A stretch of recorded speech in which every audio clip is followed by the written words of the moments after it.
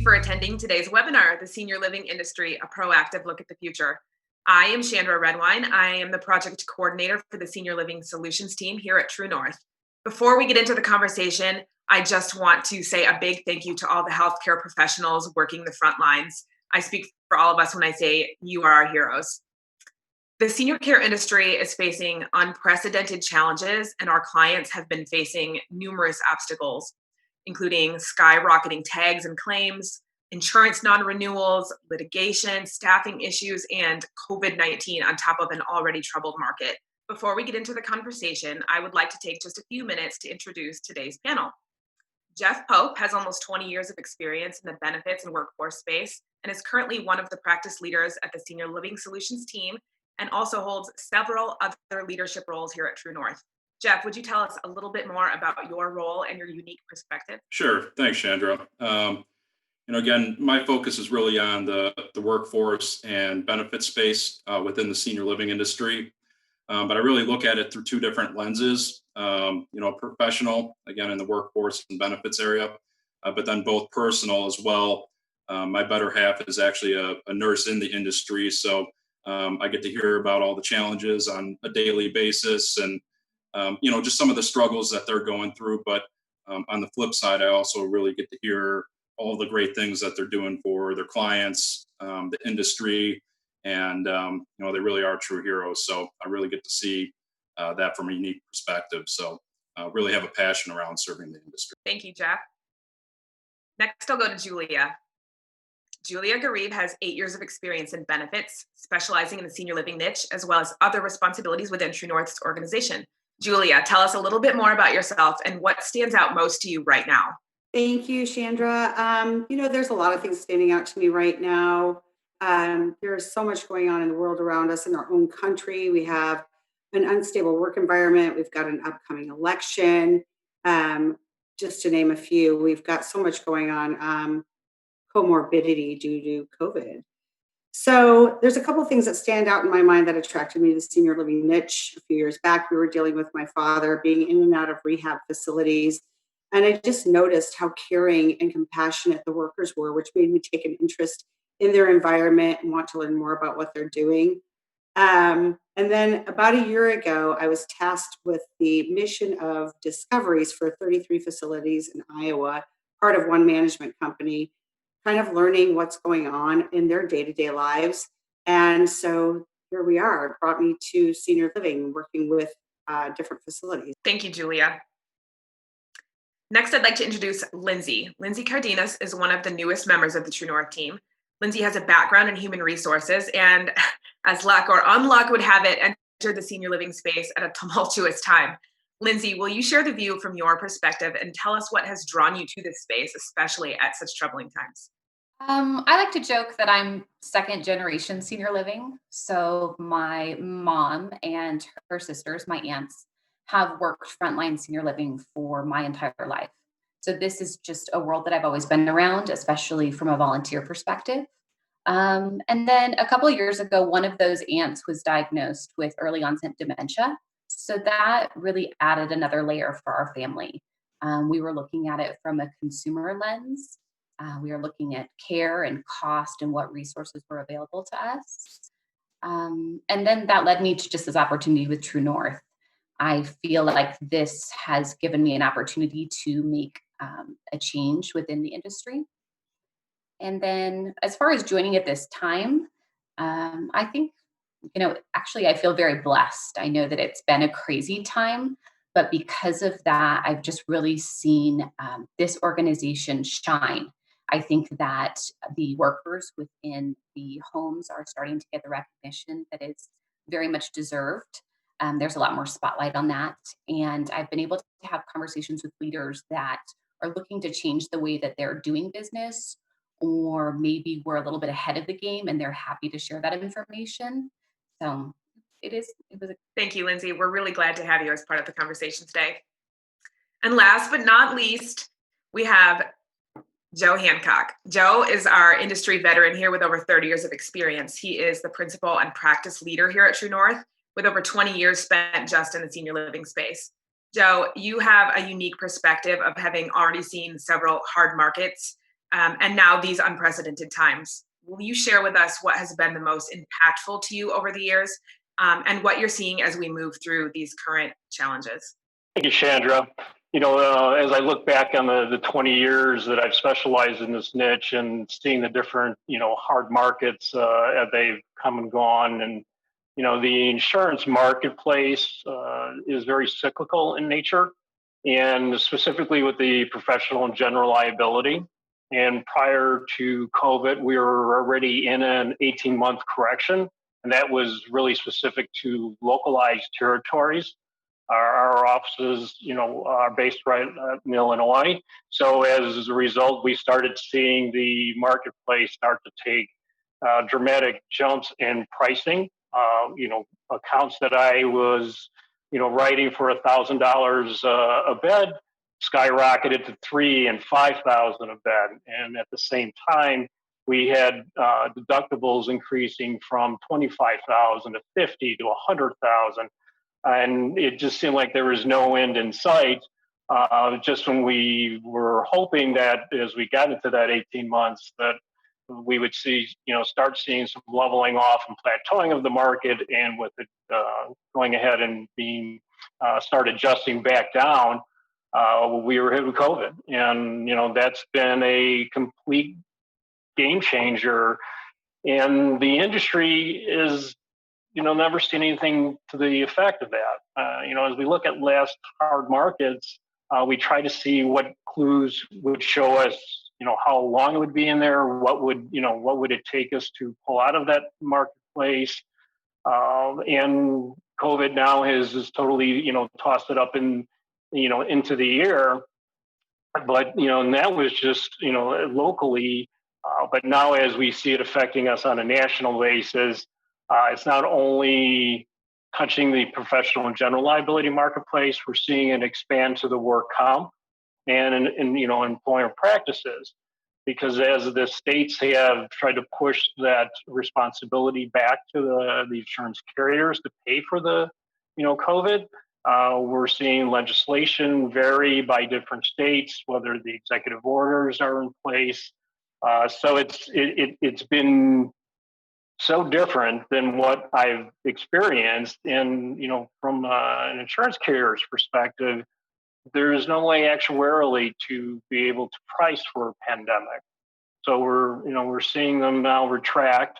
Capacity is the lowest I've seen it in 20 years. We're seeing additional markets exit. And when you can get professional and general liability coverages, you're seeing that they're excluding COVID, and it's really forcing these larger operators to rethink and how they're going to approach their strategies and renewing the coverages, as well as the retail agents. And then of course what it's done to the workforce is just exacerbated a situation that's that was already challenged staffing wise over the past years. Thank you so much, Joe. And thank you to the rest of the panel. Now that you all know a little bit about us, I'd like to tell you what we've been up to and what we're hoping to accomplish with today's webinar. We recently conducted a short survey asking for input from industry leaders like you. And what we wanted to know was how the current state of the industry is impacting your organizations. What we discovered is that not only are many organizations expressing the same concerns, but many are also eager to participate in a larger, more proactive discussion about what can and is being done going forward.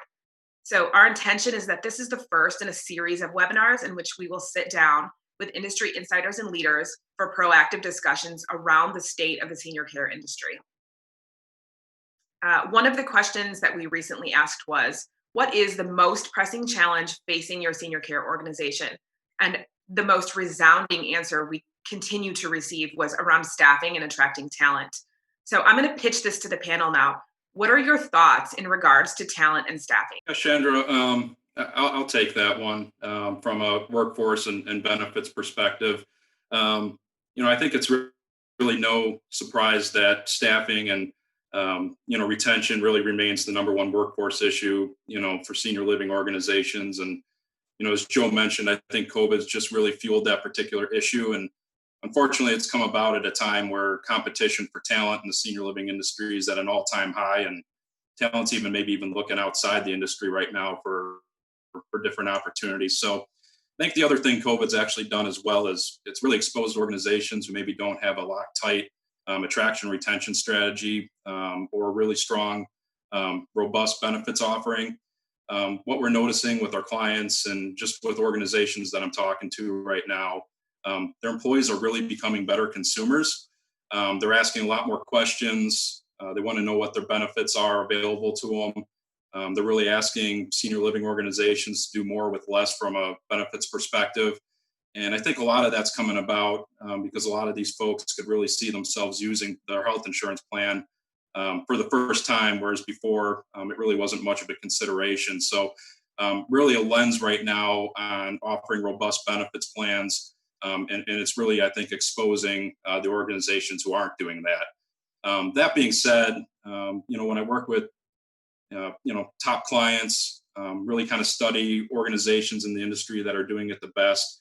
One thing that I've really seen organizations do to attract and retain top talent is what I'll call is they really create, what I'll call a benefits advantage for themselves.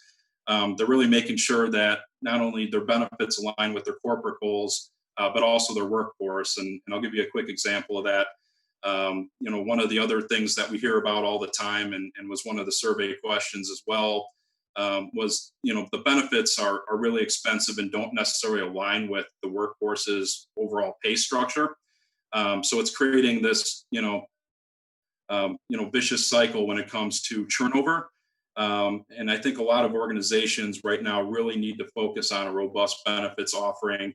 And they really need to also focus on, that part of the workforce that isn't participating in their benefits, because right now, most of the folks that are on the health insurance plans and participating in benefits are either key employees, managers, or folks that are a little higher up on the pay scale. But unfortunately, it leaves about 30 to 50% of the workforce that's going without benefits. And those folks, that particular talent group is really becoming their competition's number one prospect to leave that organization. So that cycle of turnover just continues.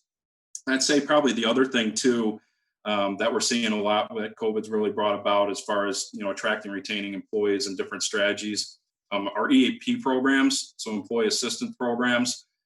Those really used to be kind of more of a nicety or a cultural type play, but they're really becoming more of a must-have for organizations, especially with all the news that you're hearing around mental health, personal issues due to COVID.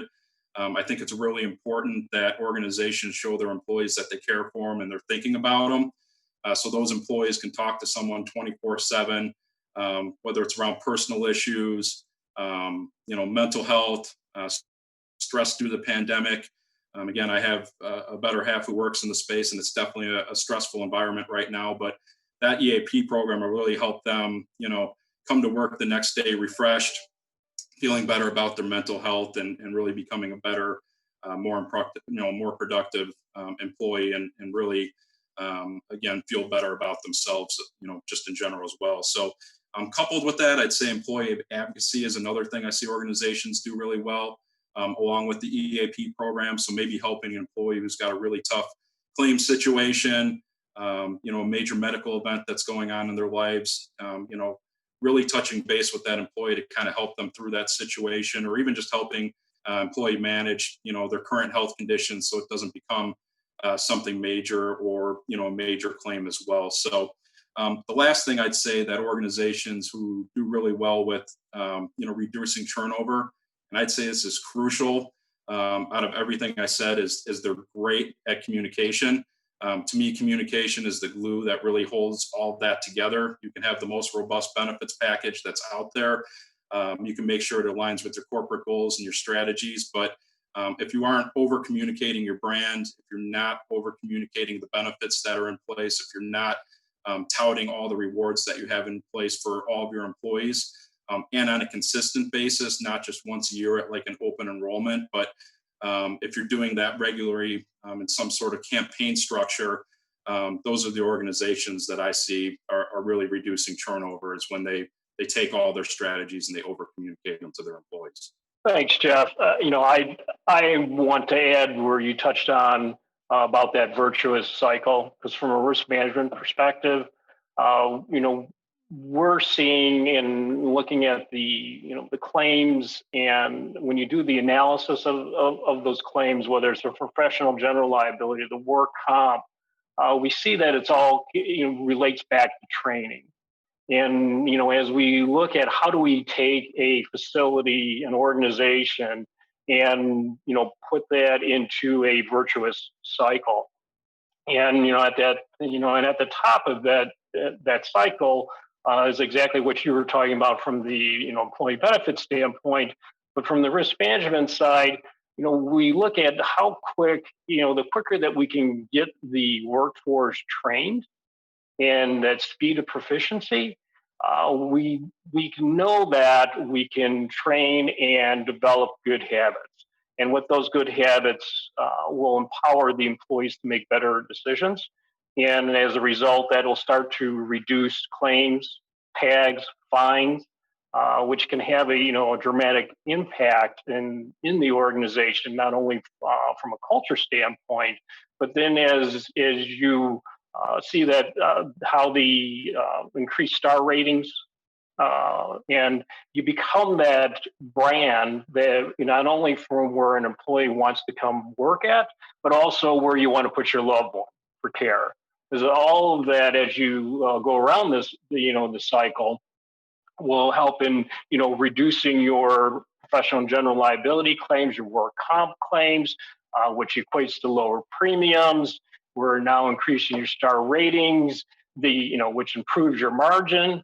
And then that again allows you to reinvest in your staffing, create that career track. How many CNAs do we know in the industry that never, progressed to, an LPN and RN? Find out what that passion is that led them to this industry, and then give them that career path, because that will then develop that brand, that culture, and have a long-term relationship and increase that retention of the employee. And and as a result, when you're driving that margin, you're freeing up capital, and that capital then can help generate M&A activity. So I agree with you. I think it's just having that combination of both the the employee benefits and and risk management perspective and culture, and will put the organizations into a virtuous cycle. Thank you, Joe. And thank you, Jeff. I think that gives us a better understanding of the overarching issues that are at play here. My next question is, tell me specifically, what strategies are you seeing from a PLGL perspective, and how is that affecting costs?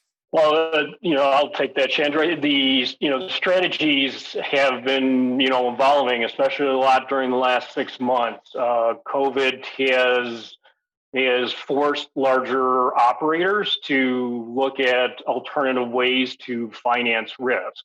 The insurance carriers have made it very clear they are not going to accept this risk and drive that higher than 100% loss ratios. They're in business to make money, and so as a result, they're either putting such high deductibles or making it so cost prohibitive that that the marketplace now and the my insureds are looking at these alternative ways to to finance. And that's on the professional and general liability side. And we can get very creative in how we finance that risk.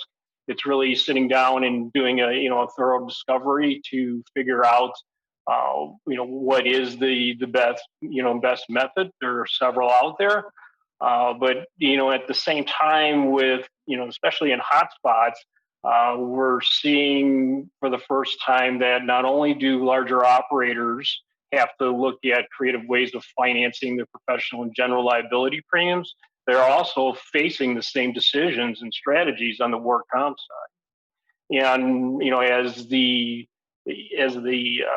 marketplace and forces insurance carriers on the work comp side to pick up the COVID exposures, we're the larger operators are going to be continuously forced to take higher and higher retentions. So, what we spend a tremendous amount of time right now is doing that analysis, really preparing insureds to figure out what is the best way to do that, and how can we, make it cost effective for them to stay, in business while, while they can afford to pay their insurance premium. Yeah, and Joe, I just kind of want to add to that. Something that's on our clients' minds and probably the industries right now is from a benefits perspective. 2020 was supposed to be really kind of a light claims year. From the standpoint, a lot of folks, aren't really going to the doctor on a regular basis. They're maybe not going to the emergency room like they should because of COVID, and they're maybe not taking care of their chronic conditions. So I think what's on the minds of our clients and just folks I speak to in the industry is really what's that claims picture going to look like in 2021, right?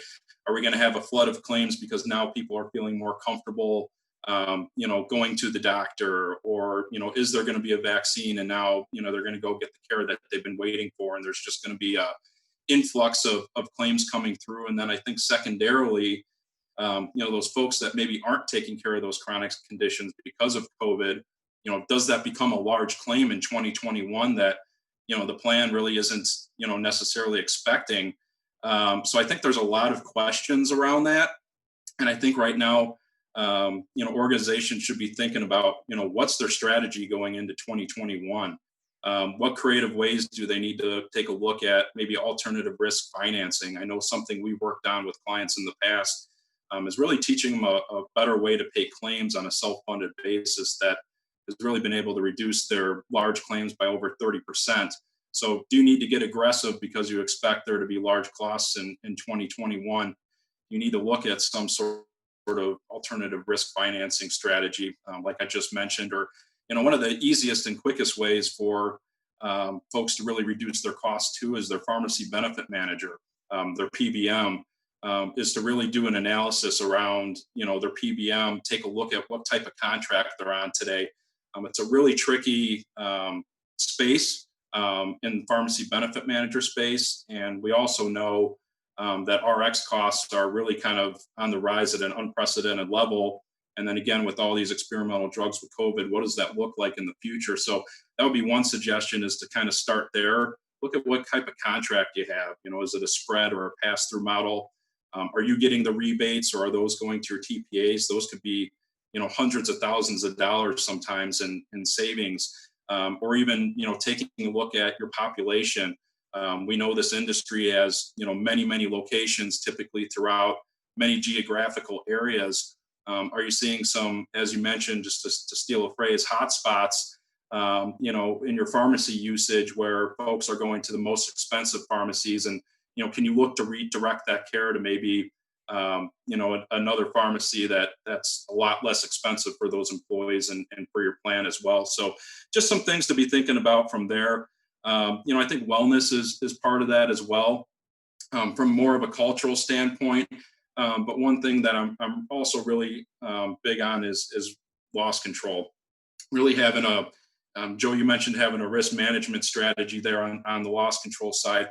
Why not have the same type of clinical experience on the benefit side, and really monitoring what that claims picture looks like, getting those folks into a case management situation so that you can control what you can, so that you don't have a surprise later. So I think there's a lot of strategies, and we may be even able to do a whole, another segment just on creative strategies. But when I look at the benefit space, I think those are a couple areas people can easily start with to kind of do an analysis and start looking at reducing some costs for the uncertain 2021. Thank you, Jeff. I like that you mentioned that each of these topics could really be addressed in its own webinar. So I'd like to do a small pivot here. And what I'd like to do is just run through some rapid fire questions. These are some of the topics that we received the greatest response on during our surveys. And I'm just going to pose them all to the panel. So I'll start with, what can facilities do to reduce their litigation exposure? Well, the litigation exposure over the last couple decades has really been around falls and wounds. So those have been the two consistent top areas of litigation. And as you can imagine, in Illinois and other hotspots, we have started now to see a large spike in COVID claims. And really the best thing that any and all locations can do, it's all related to documentation, especially, now with COVID and as COVID cases are starting to present themselves. You need to document the training on the PPE. You need to have documentation for, the inventories of the PPE, the training, documentation and care plans.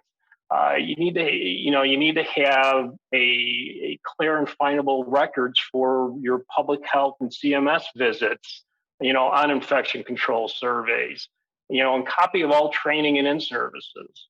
And all of this will, help in assisting, the facilities in at least building the best defense they can, being that they're such easy targets based on the Nursing Home Care Act. But as we'll talk about a little bit later, I think technology will really help in providing this documentation and build the best defense that they can. Thank you, Joe. We've already established that high turnover has been one of the toughest challenges facing organizations right now. Have you been fielding the same concerns, and what strategies are you seeing to begin to combat this turnover? Julia, would you like to respond to this? Sure. Something I've been experiencing with the facilities I've spoken with, and a lot of the discoveries that I've been doing with the facilities, we're also trying to provide a lot of coaching, but more employers seem to be investing in their employees' growth and development, implementing different programs like continuing training, coaching, team building workshops, continuing education. I know Joe and Jeff had mentioned earlier that they're seeing CNAs not progress in their roles and not pursuing more education. We're seeing more facilities doing that now. They're keeping their employees engaged and also rewarding them for going above and beyond. And bottom line is that shows those employees that they're valued. Another thing that I've seen and that I've experienced with some of the facilities is they're making sure that they have a lineup of potential quality candidates. So if people are leaving quickly, they've already got their core group that they can go ahead and turn to, so they can bring those employees quickly and get them trained. They're taking extra time to prepare their new employees and in their roles, understanding the core values of the organization too. I think that's really key. It makes them feel important and needed. And there's so many different things, but another thing, I know it's difficult right now, offering competitive wages and benefits are another way facilities are showing that they care. And that their employees are valued. I know that it's difficult to pay more, but it ultimately will save the facility money. You're reducing the cost of training additional employees by really investing in the ones you have. And bonuses are another way that I know facilities are retaining their employees, offering incentive programs, and of course, benefit packages. I know Jeff had actually mentioned earlier a benefits advantage. Not everyone's eligible for those full-time benefit packages, but there are a lot of different voluntary products out there that can help retain your employees that are very cost effective. And actually, as an extra and added bonus, the employer can contribute to those and maybe pay for a couple of those different benefits since they aren't as costly. And at the end of the day, the employee recognizes, and you have to really over communicate this, that they've got great benefits and they might actually take a step back at their benefits and really reconsider and think twice before they quit and go to another facility that might be recruiting them. I'll add on to that. And it's somewhat repeating what we've said. I don't think we can stress enough how important it is to invest in your employees. And tying it back to training, whether it's the training in the new hire moment or it's the training throughout their career. employees need to feel empowered. They need to have a career path within your organization. They need to know that they have been given the skills and the tools and equipment to do their job successfully, and just to continue to recognize how important their role is. From the risk management side, we see a direct impact. The more proficient the employee is, and the sooner they're able to get to that level, it directly impacts. We see less tags, we see less claims, we see less fines, and we see it even directly in work comp situations or in employee litigation situations. So those kind of changes really do go right to the bottom line. And again, that is money that your company has to reinvest or to continue to grow. Thank you, Lindsay. And thank you, Julia. As challenges evolve over time, so do the solutions and so does technology. What role, if any, are you all seeing that technology is having on helping senior living organizations with some of the challenges we're seeing? I'll start with that. I know that on our end, what I've seen with technology is a really great recruitment tool, identifying quality candidates and ultimately providing better care for the residents. When the candidates are happy, the employees are happy, the residents are happy, and it shows. And it's great in providing consistent information across the board. So, your HR director or your administrators are not continuously trying to reinvent the wheel and forgetting important pieces of information. But technology helps the employees all receive the information in the same consistent manner. I know that some of the different things that we've done, the tools that we've provided, are personalized benefit portals. This is where everything is housed, from communications about the organization, about the industry, updates and what's going on, and also a way that employees can be engaged in their benefit solutions, brain sharks, things like that. So you're educating your staff and everyone receives the same message in the same concise manner. Thanks, Julia. I'll add to that a little bit as well. I think technology, put simply, is going to be crucial. I think, the industry was already moving in that direction, but now with COVID, I even just think of how we've had to conduct all of our meetings, whether it's even with the C-suite, but I think about the open enrollments that we're doing with employees right now. We cannot go physically into these facilities. So technology is playing a crucial role in how we're communicating those workforce strategies and benefits to the employees. And just to kind of elaborate a little bit more on what Julia mentioned, I think it's good best practice as well, because it really creates a consistent message. We know a lot of these organizations have multiple, business units and locations. So making sure the employees at each one of those locations is getting the same messaging, the same information around their benefits, their same information around everything an organization is doing is super, super crucial right now. I know, in fact, organizations we worked with, sometimes not necessarily on purpose, but the administrator almost becomes the go-to for benefits questions and things like that. So it kind of also gets them, focused on what they do best and running that facility versus, answering questions as well. And it really kind of stops, that game we played as a kid, the telephone game, right, where we go around the panel here, and by the time it gets back to that person, it's a completely different message, right? So I think technology moving forward is going to be more crucial than ever, and it's really changing the way that we have to communicate.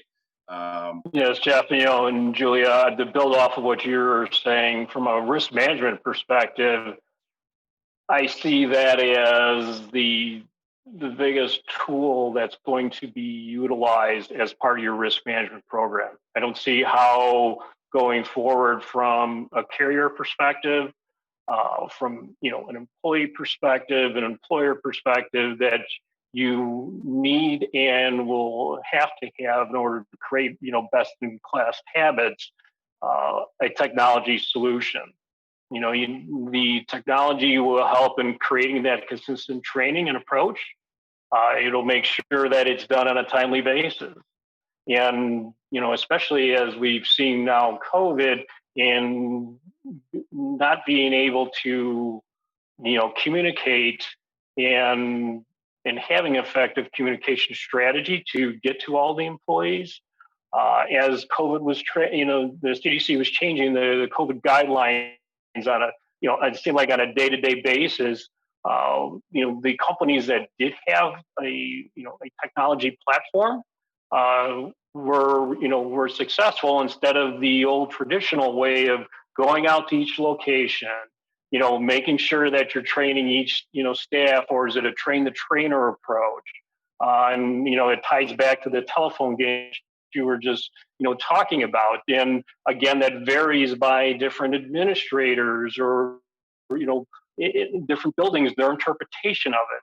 I think with having a technology solution, it is going to be that risk management portion, that we have to demonstrate back to carriers that these organizations have in place. I mean, as I was saying, it creates that consistent training. It'll make sure that it's done on a timely basis, that the speed to proficiency is there. Again, we can use technology to capture all the assets that the facilities have, the policies, procedures. They have all best practices. The problem that I've always seen over the years is it's in a binder over here, or it's on, a computer over there. And it's a matter of that person knowing where to go get that. And, with technology, we can create that repository. And then, when we go to approach the marketplace and I'm trying to, put together a risk management program and write up on, on a facility and convince, an insurance carrier why this is such, a good risk, being able to say that here, this is their training program. And then, more importantly, as technology progresses, insurance carriers are looking for that avenue as well. They can't get in the buildings right now. And even when they are in the buildings, they're only able to provide, whatever that is at what particular day and time that they're there at the facility. Well, there's multiple shifts. So how do you make sure that the message that that the carrier is trying to get out there with their loss control prevention specialist makes it to that next person, is part of that new hire onboarding. So, you can just see the endless possibilities. And I just don't see how, a facility can function without having this, technology and risk, as part of their risk management component, and I think finally what we've seen with COVID, the, organizations that I've talked to, across the country have used, technology as a communication tool with the family. I had, for instance, I had one customer that I know of that purchased iPads, assisted living facility purchased iPads, and and each resident had that touch point with their loved ones, and in talking with them, he's never looking back. He just sees that as being a great way to be able to stay constantly in touch with the family members. Everybody's on the same page, and as a result, care. I mean, you go around that virtuous cycle that we talked about before. Thank you, Joe. And thank you to the rest of the panel. Moving forward, what are some of the examples of ways that businesses have had to change their strategy, their business strategy, and how has that had an effect on services? So, the way COVID has really changed it, and Jeff and I were just part of it, and Julia were just part of a great networking call the other day. And with if there's any, I guess, good byproduct of what's happening right now, is the care that's being provided is probably the best that it's ever been, because they are able just to focus solely on taking care of the individuals that are there. You're going to have the challenges of COVID, but the reality is they're not managing or having to manage that, that family interaction. It allows them to do what they do best. And, so it's by seeing that I think for the first time where the care that's being provided, they're being viewed as heroes. It's unfortunate that it took a pandemic to, have that surface. But what I do see from it is it's reigniting that passion that that CNAs and the like have in providing that care. What will remain to be seen is how is that going to transition is once we're able to re-engage the family with in-person visitations, and that's obviously going to vary throughout the country.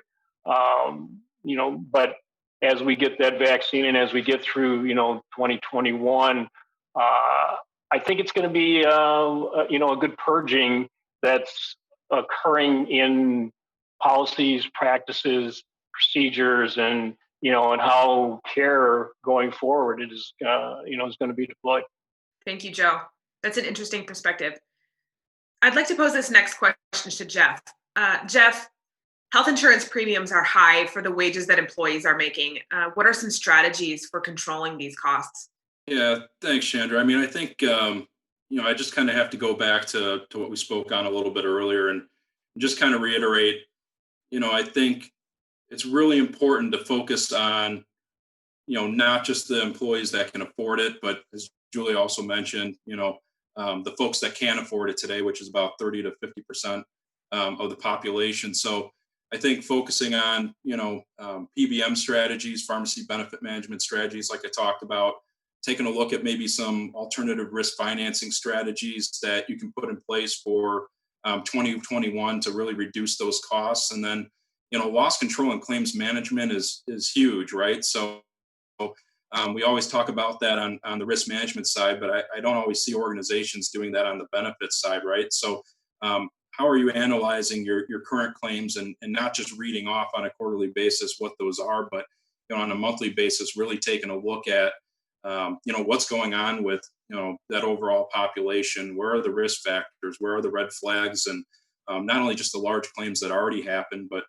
who are your future large claims. So I think just everything we talked about, just having that robust strategy and then over communicating not only what you have, but to the employees on how to use it, right? So make them good consumers of their health plans so that they make good choices and reduce those costs for kind of an uncertain 2021 especially. So again, I think there's a lot of strategies there, and there's just those are just a couple examples of some ways that people can really focus on for the upcoming year to reduce their health insurance costs, because the one thing we know is it's not going down.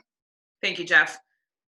We have covered a lot of ground today, and as you can all tell, these are big conversations, and as opposed to just continuing to have conversations about what is wrong and the struggles that everyone's having, what we wanted to do was bring this conversation proactive. We want to talk about the future. We want to talk about solutions. We want to talk to different insiders in the industry and really do the big conversation about this. So we're running out of time today, and I'd like to start to wrap it up. I'd like to thank the panel for your expertise and for taking your time today. And I'd also like to thank everybody who showed up and attended.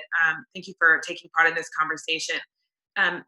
As you can imagine, much of the feedback that we have received is around COVID-19 and increasing insurance costs and claims. As I mentioned earlier, this is the start, just the starting place of a bigger conversation. So we're going to be hosting a series of webinars to do a deeper dive into the broad range and to address many of the questions that we have fielded from attendees like you.